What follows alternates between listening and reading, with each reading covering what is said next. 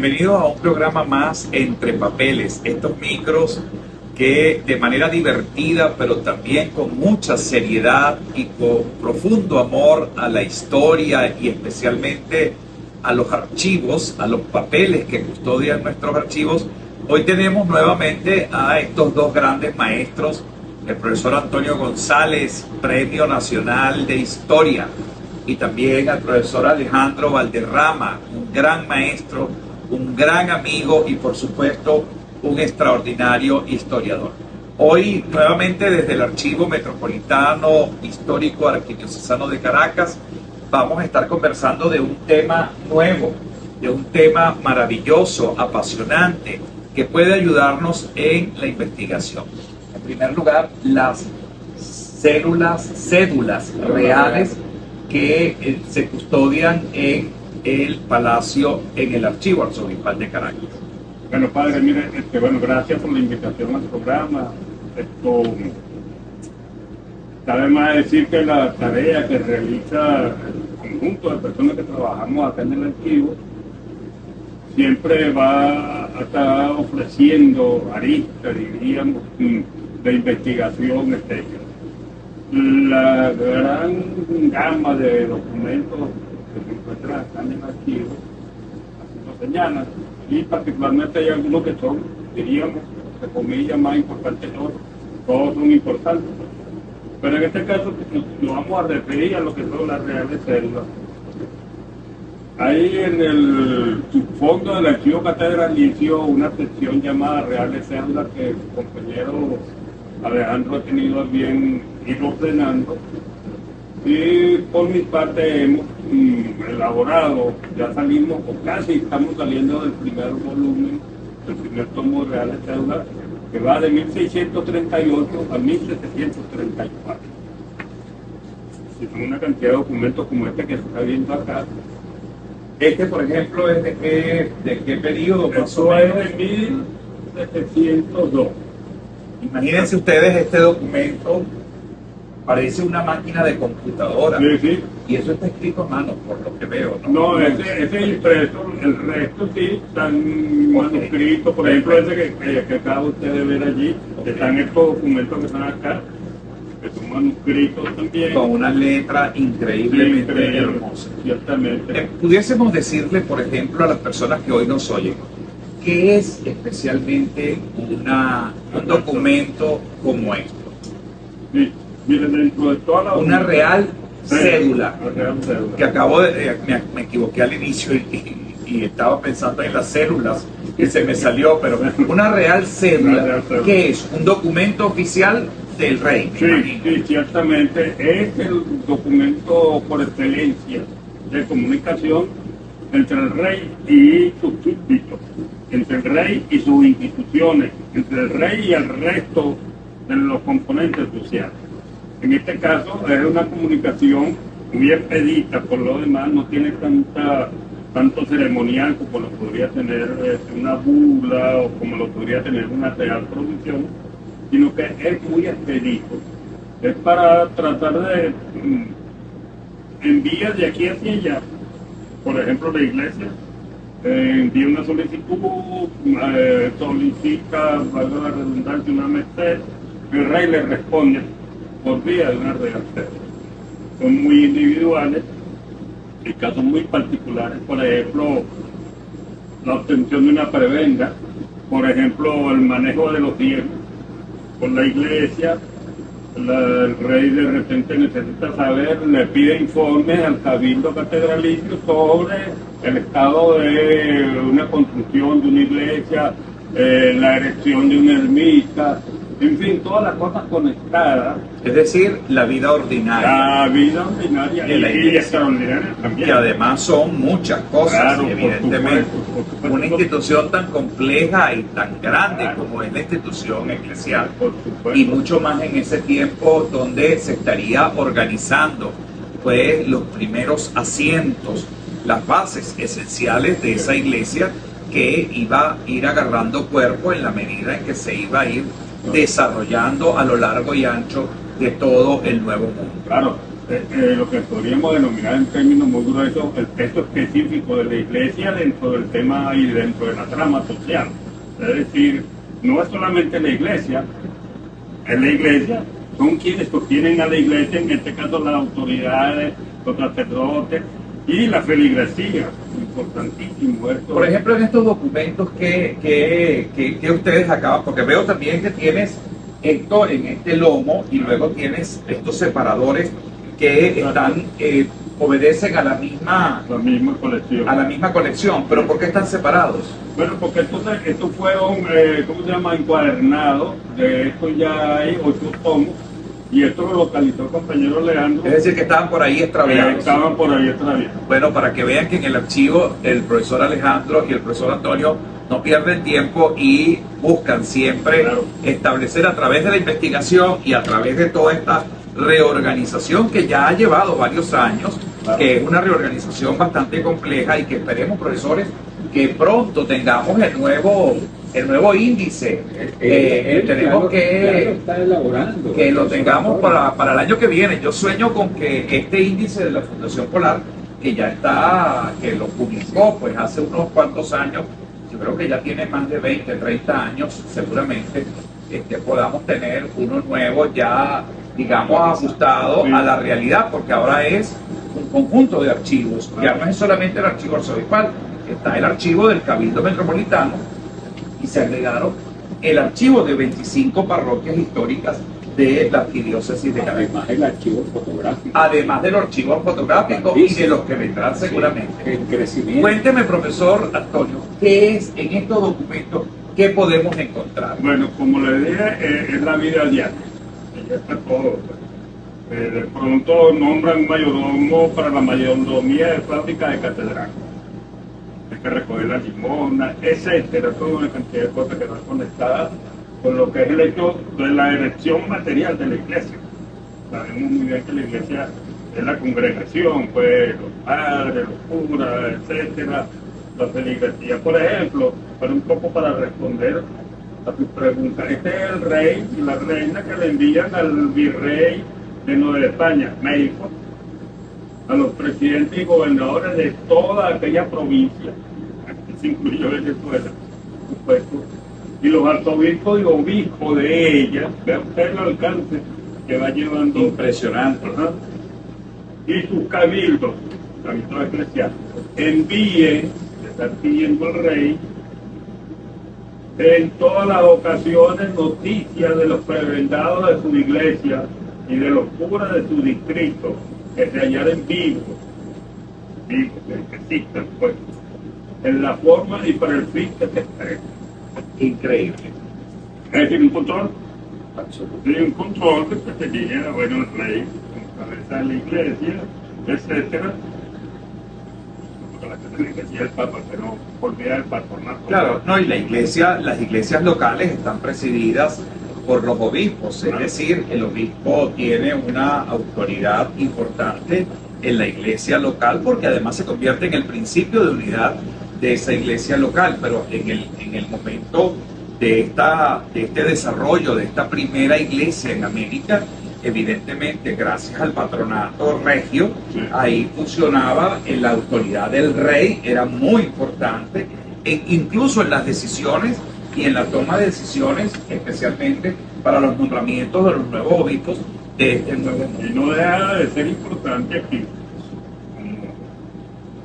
como se puede ver como que cosas de muy subida importancia o de muy subida autoridad del rey, del obispo, etc. No.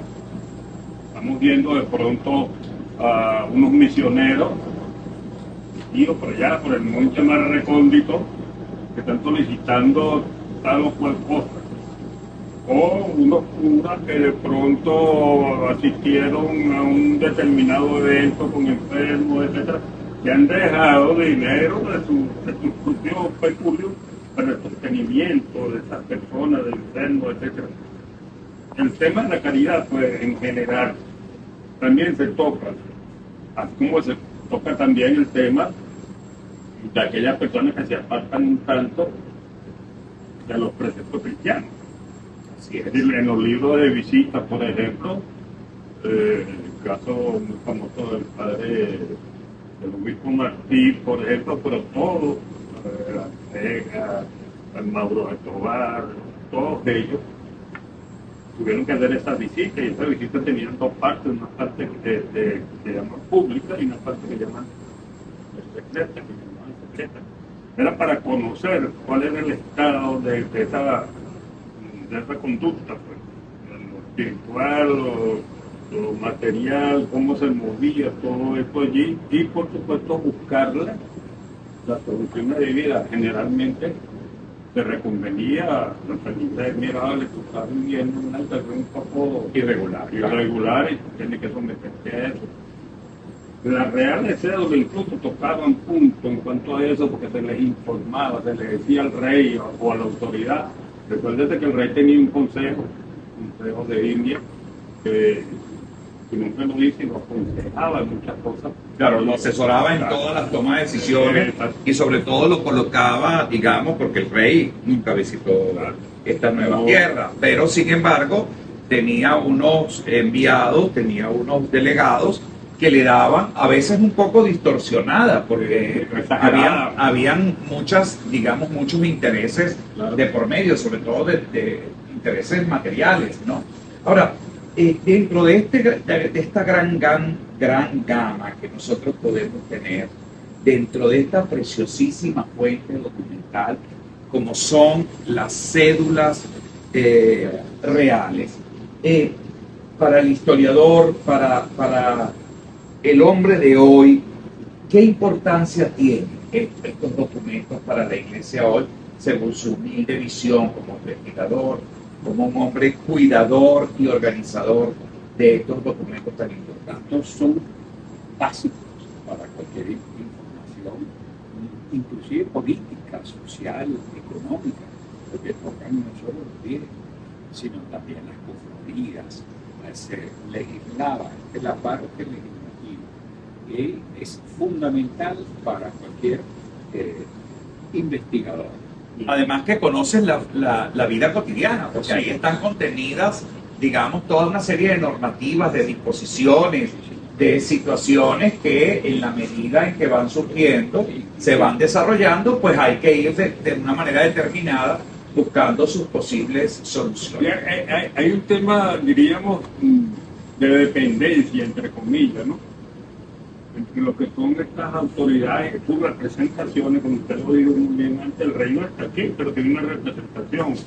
Y la representación es tanto en el plano de lo civil como en el plano de lo eclesiástico, pero más lo eclesiástico que lo civil, porque lo civil incluso está, no diríamos que por debajo, pero sí sujeto a lo que no hay que perder de vista el peso de verdad, el nivel que tenía la iglesia en un momento determinado. Así es. Obviamente eso fue decantando, se fueron creando nuevas... Queramos o no, fue incluso hasta una autoridad civil. Por supuesto. Porque el peso de un misionero, de un cura, pues era esencial. Pues además, heroico, porque, bueno, le tocó fundar ciudades, le tocó enfrentar situaciones inéditas, desconocidas, que le llevaban de alguna manera de una manera determinada, y muchos perdieron la vida, se contagiaron, se enfermaron, fueron asesinados brutalmente por las primeras comunidades, y de alguna manera representó un gran desafío en la implementación de este... Ahora, visto eso, y respondiendo, agregándole algo a lo que dijo Alejandro ya, sí, bueno, trasciende y se convierte en algo de primera importancia para el investigador. Es decir, ¿cómo lo va a saber usted si no tiene la información conveniente? Incluso una información que se está trabajando acá con manos de profesionales en la informática, en la restauración, en la conservación. Alejandro es arqueólogo, por ejemplo, y aplica todo el conocimiento que tiene de su ciencia para esto.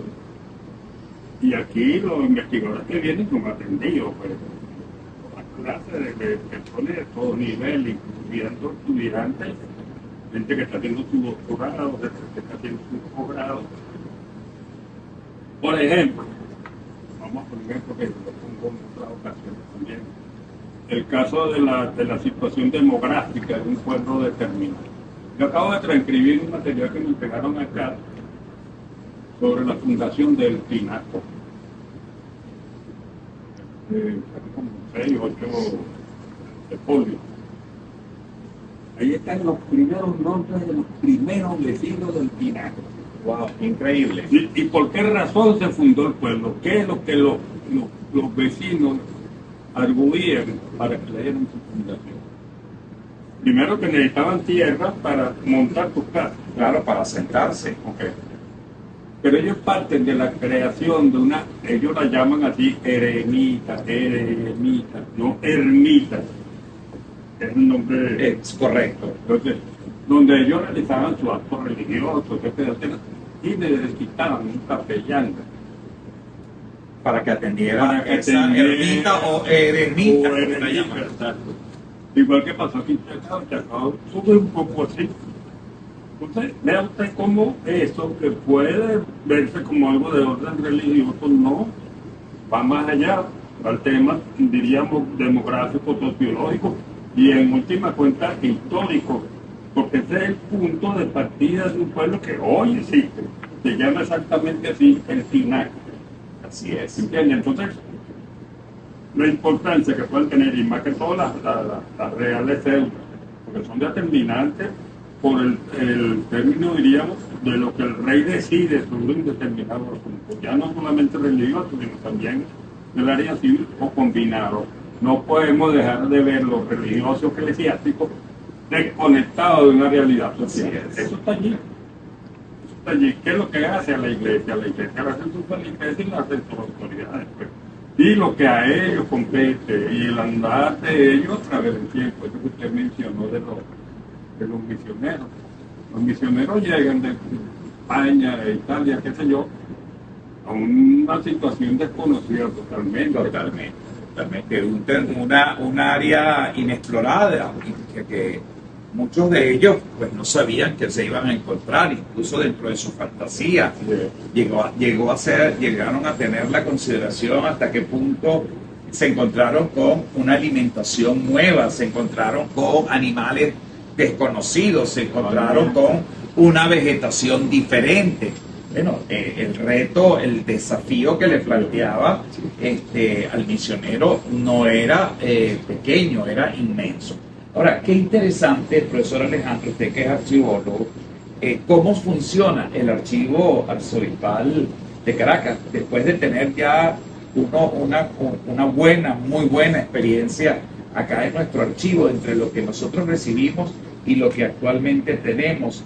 ¿Qué servicios ofrece y cómo usted siente que el archivo se ha ido organizando y está en camino pues de toda su digitalización para preservar toda esta fuente documental tan importante, no solamente para la historia de la Iglesia, sino para la historia universal y especialmente para la historia de Venezuela? Sí, no debemos dejar de reconocer su papel, padre, en este inicio, en esta etapa del archivo de Castillo Cisano, porque efectivamente usted levantó, juntamente con la licenciada Dayana y el licenciado William y todo el grupo que le acompaña, de cero.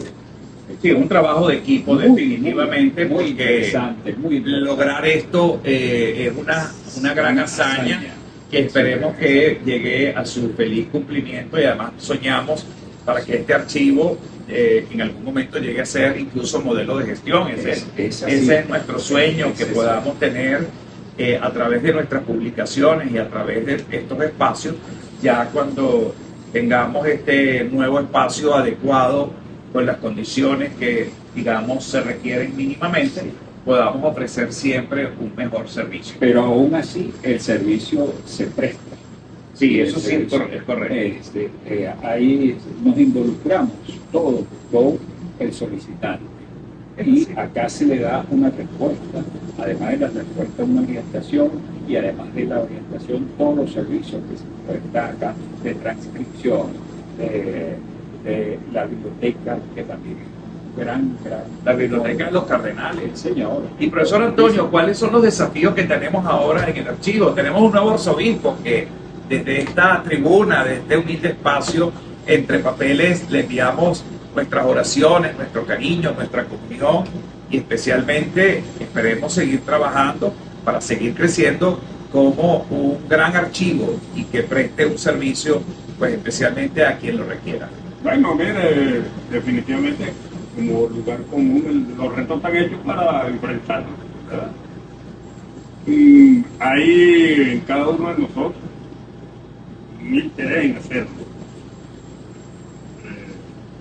Nuestro querido Cardenal Baltasar Porra, un hombre dedicado a la historia, bien lo sabemos, muy preocupado por el archivo, lo entendemos, el nuevo arzobispo también, un hombre que le encanta la historia, y eso para nosotros es un punto de apoyo. Es un aliado, claro.